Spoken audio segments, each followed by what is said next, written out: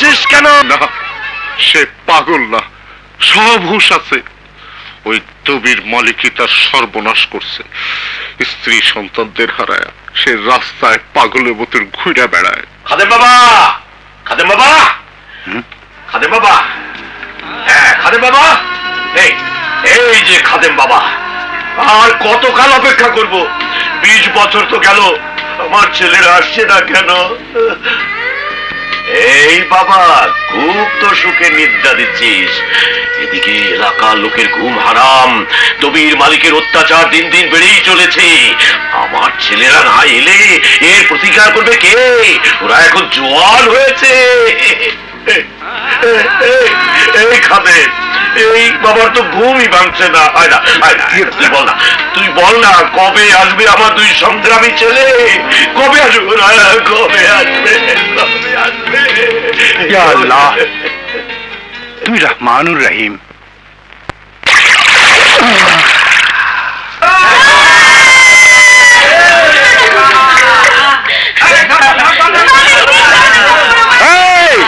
এবার কি মাছ ধরুন?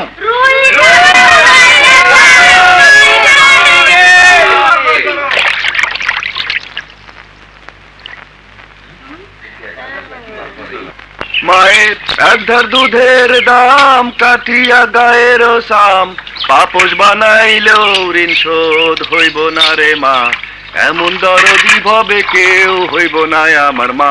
আস্তে যা, তুই যা। ওই মা, যদি খাবার দে। আরে আগে হাত মুখ ধুই আয়, তারপরে ভাত দেই। এত সময় নাই, খামু তোর হাতে, আবার আমার হাত ধোয়া লাগবো কেন? বাদ দে। আরে বাজারের সময় যায়। কি মাছ পাইছো?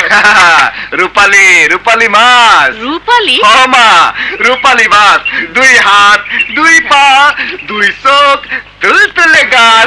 ওরে শয়তান, শয়তান জানি কোনকার। আয় আয় আয় তুই, আয় আমার হাতের কাছে। হাতের কাছে না গেলে আমি ভাত খাবো কেমনে?